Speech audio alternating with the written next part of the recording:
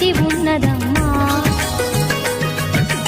అన్నమయ్య శృంగార కీర్తనల వర్ణనలకు ఆకారమైన బంగారు చిలకవమ్మా. రాముని సుందరసరం